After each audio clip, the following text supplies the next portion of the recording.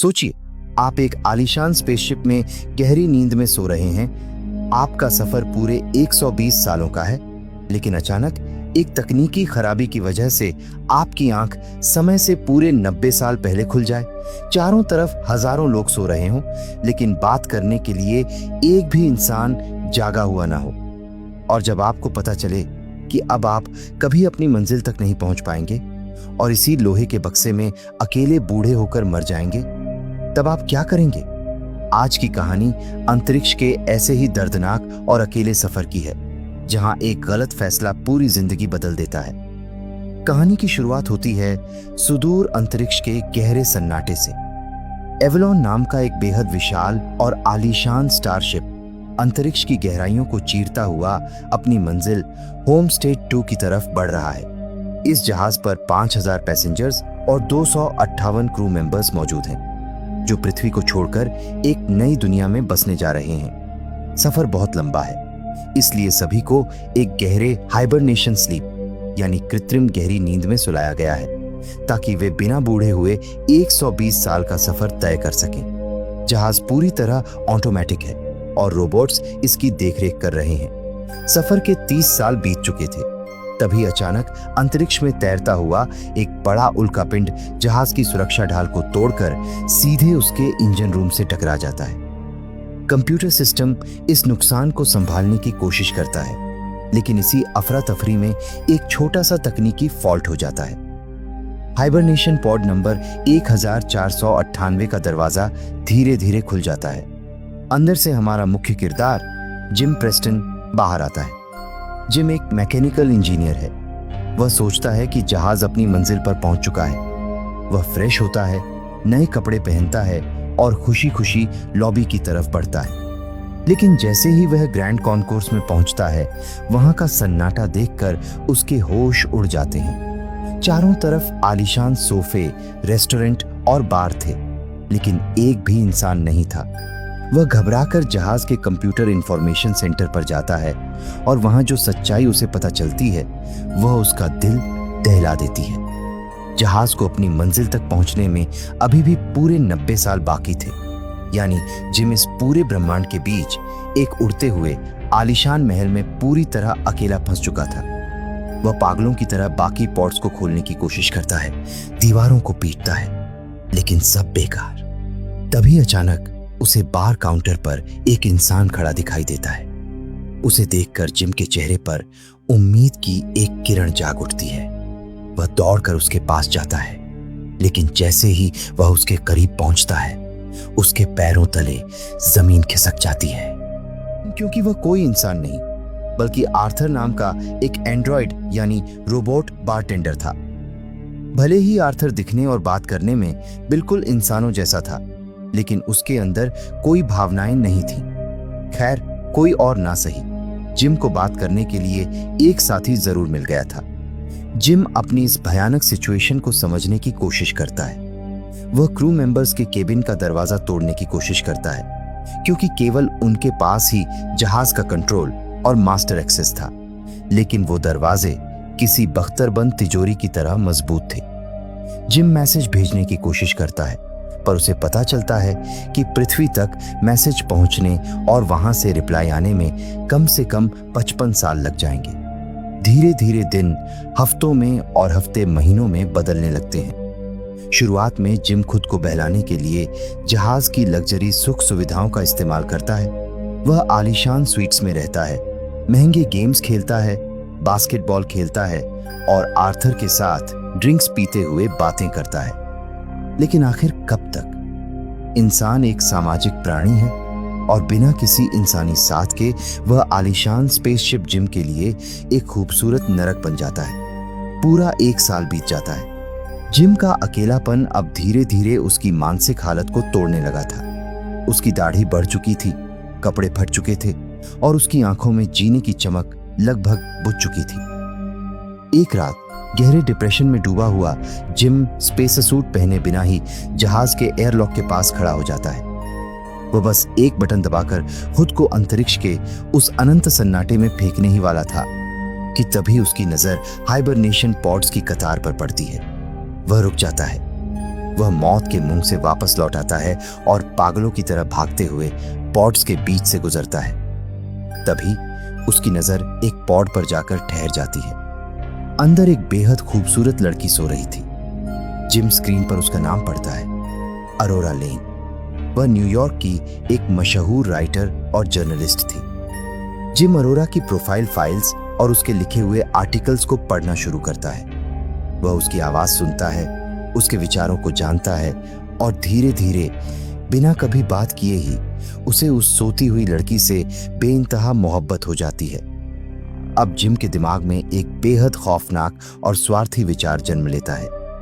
एक mechanical engineer होने के नाते वह अरोरा के पॉड को मैन्युअली खराब करके उसे जगा सकता था। लेकिन इसका मतलब क्या था? इसका मतलब था अरोरा की पूरी जिंदगी को हमेशा के लिए बदल देना। उसे भी इसी स्पेसशिप में कैद होकर बूढ़ा होना पड़ता। जिम हफ्तों तक खुद से लड़ता है। एक तरफ उसका जानलेवा अकेलापन था और दूसरी तरफ एक मासूम लड़की की जिंदगी। आर्थर उसे समझाता है कि एक डूबता हुआ इंसान हमेशा किसी दूसरे का हाथ पकड़ने की कोशिश करता है। आखिरकार एक रात अकेलेपन का अंधेरा जिम पर पूरी तरह हावी हो जाता है। वह कांपते हाथों से अरोरा के पॉड के टूल्स को छेड़ता है और एक ऐसा फैसला ले लेता है जिसे अब कभी बदला नहीं जा सकता था। अरोरा का पॉड धीरे धीरे खुलता है। जिम वहां से दूर चला जाता है ताकि अरोरा को जरा भी शक ना हो। जब अरोरा होश में आती है तो वह पूरी तरह हैरान और घबरा जाती है। जिम नाटक करते हुए उसके पास आता है और उसे दिलासा देता है। जब वह अरोरा को यह कड़वी सच्चाई बताता है कि वे दोनों अपनी मंजिल से 90 साल दूर हैं और उनका पॉड गलती से खराब हो गया था, तो अरोरा का रो रो कर बुरा हाल हो जाता है। वह चीखती है, चिल्लाती है, लेकिन जल्द ही उसे इस बेरहम हकीकत को स्वीकार करना पड़ता है। शुरुआत में दोनों एक दूसरे के साथ वक्त बिताना शुरू करते हैं। इस विशाल और खाली स्पेसशिप में अब वे केवल दो ही इंसान थे। वे साथ में डिनर करते हैं, स्पेसशिप के पूल में तैरते हैं और सिनेमा देखते हैं। जिम की सादगी और अरोरा की समझदारी धीरे धीरे दोनों को करीब ले आती है। जो अकेली जिंदगी जिम के लिए एक सजा थी, अब अरोरा के आने से वही जिंदगी एक खूबसूरत सपने जैसी लगने लगती है। दोनों को एक दूसरे से प्यार हो जाता है। जिम पूरी तरह भूल चुका था कि उसने कितना बड़ा गुनाह किया है और अरोरा इस बात से अनजान थी कि जिस इंसान की बाहों में वह सुरक्षित महसूस कर रही है, वही उसकी बर्बादी की सबसे बड़ी वजह था। दोनों की जिंदगी बेहतरीन चल रही थी, लेकिन झूठ की नींव पर बना कोई भी रिश्ता ज्यादा दिन नहीं टिकता। जिम के बर्थडे की रात अरोरा अकेले बार में आर्थर के पास जाती है। बातों बातों में वह आर्थर से कहती है कि जिम और उसके बीच कोई राज नहीं है। आर्थर, जो कि एक रोबोट था और उसमें इंसानी चालाकी नहीं थी, वह सोचता है कि जिम ने अरोरा को सब सच बता दिया है। वह मासूमियत से कह देता है, हाँ, मुझे याद है कि जिम ने मुझे बताया था कि उसने तुम्हें जगाने के लिए कितना बड़ा फैसला लिया था। ये सुनते ही अरोरा के पैरों तले जमीन खिसक जाती है। उसका भरोसा, उसका प्यार, उसके सपने, सब कुछ एक ही पल में टूट कर बिखर जाता है। उसे समझ आ जाता है कि जिम ने सिर्फ अपना अकेलापन दूर करने के लिए उसकी पूरी जिंदगी, उसका भविष्य और उसके सारे सपने उससे छीन लिए। वह गुस्से और नफरत से भर उठती है। वह जिम पर हमला करती है, उसे पीटती है और उससे बात करना तक बंद कर देती है। दोनों के बीच का यह खूबसूरत रिश्ता अब एक दर्दनाक दुश्मनी में बदल चुका था। लेकिन किस्मत के पास इन दोनों के लिए कुछ और ही लिखा था। जिस उल्कापिंड की टक्कर से जिम का पॉड खुला था, उसकी वजह से जहाज का कंप्यूटर सिस्टम अंदर ही अंदर धीरे धीरे खराब हो रहा था। अचानक पूरे स्पेसशिप की लाइट्स फ्लिकर करने लगती हैं, रोबोट्स पागल हो जाते हैं और ग्रेविटी कंट्रोल सिस्टम फेल होने लगता है। हालात तब और गंभीर हो जाते हैं जब क्रू मेंबर का एक और पॉड खुलता है और उसमें से चीफ टेक ऑफिसर गस मैनेक्यूसो बाहर आता है। लेकिन गस का पॉड बुरी तरह डैमेज हो चुका था, जिसकी वजह से वह गंभीर रूप से बीमार था। गस दोनों को बताता है कि अगर उन्होंने तुरंत इंजन रूम में जाकर खराबी को ठीक नहीं किया तो यह पूरा जहाज अंतरिक्ष में ही तबाह हो जाएगा और इसके साथ ही 5000 मासूम लोग अपनी गहरी नींद में ही हमेशा के लिए खो जाएंगे। हालात अब बद से बदतर होते जा रहे थे। गस की तबीयत इतनी बिगड़ जाती है कि वह कुछ ही घंटों में दम तोड़ देता है, लेकिन मरने से पहले वह जिम और अरोरा को अपना मास्टर एक्सेस कार्ड सौंप देता है। अब पूरे जहाज और 5000 सो रहे लोगों की जिंदगी सिर्फ इन दोनों के हाथों में थी। जिम और अरोरा अपनी नफरत को भुलाकर सीधे इंजन रूम की तरफ भागते हैं। वहां पहुंचकर उन्हें पता चलता है कि न्यूक्लियर रिएक्टर का वेंटिलेशन वाल्व जाम हो चुका है, जिसकी वजह से कोर का तापमान खतरनाक हद तक बढ़ गया है। अगर उस गर्म गैस को बाहर नहीं निकाला गया तो पूरा स्पेसशिप पल भर में राख का ढेर बन जाएगा। गैस को बाहर निकालने का सिर्फ एक ही रास्ता था, किसी को मैन्युअली जहाज के बाहर जाकर अंतरिक्ष के खुले वैक्यूम में खड़े होकर उस लीवर को खींचना होगा। जिम बिना एक पल सोचे स्पेस सूट पहनता है और बाहर निकल जाता है। वहां सिर्फ मौत का सीधा सामना था। जैसे ही वह लीवर खींचता है, भयानक आग की लपटें बाहर निकलती हैं। रिएक्टर धीरे धीरे शांत होने लगता है, लेकिन उसी झटके और प्रेशर से जिम की सुरक्षा रस्सी टूट जाती है और उसका सूट डैमेज हो जाता है। वह अंतरिक्ष के उस अनंत अंधेरे में बहने लगता है और उसकी ऑक्सीजन तेजी से खत्म होने लगती है। अरोरा, जो अब तक जिम से नफरत कर रही थी, उसी पल पहली बार समझती है कि वह उसे खोने से कितनी डरती है। वह अपनी जान की परवाह किए बिना स्पेस सूट पहनती है और खुद को अंतरिक्ष में धकेल देती है।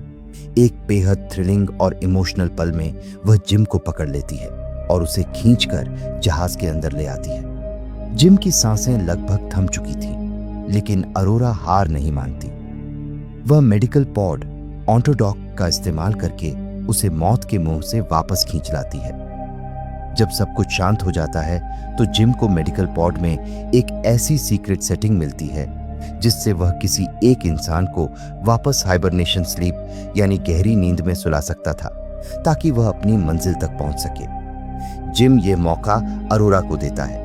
वह उससे कहता है कि वह वापस सो जाए और होम स्टेट 2 पर जाकर अपनी नई जिंदगी शुरू करे, लेकिन अरोरा जिम के सच्चे प्यार और उसकी कुर्बानी को देख चुकी थी। वह उस पॉड में अकेले जाने से इनकार कर देती है। वह जिम के साथ इसी जहाज पर अपनी पूरी जिंदगी बिताने का फैसला करती है। कहानी के अंत में पूरे 88 साल बाद स्पेसशिप एवलॉन आखिरकार अपनी मंजिल पर पहुंच जाता है। जब क्रू मेंबर्स और बाकी 5000 पैसेंजर्स जागते हैं तो वे जहाज के ग्रैंड कॉन्कोर्स को देखकर दंग रह जाते हैं। वहां लोहे के फर्श की जगह चारों तरफ हरे भरे पेड़, घास, तैरती हुई मछलियां और एक खूबसूरत बगीचा बन चुका था। जिम और अरोरा अब इस दुनिया में नहीं थे, लेकिन उन्होंने अपनी पूरी जिंदगी एक दूसरे के साथ बेहद खूबसूरती से जी ली थी। जाने से पहले अरोरा क्रू मेंबर्स के लिए अपनी लिखी हुई किताब छोड़ जाती है, जिसमें लिखा था कि सफर कितना भी लंबा और मुश्किल क्यों ना हो, मायने यह रखता है कि आपके साथ उस सफर को खूबसूरत बनाने वाला कौन है।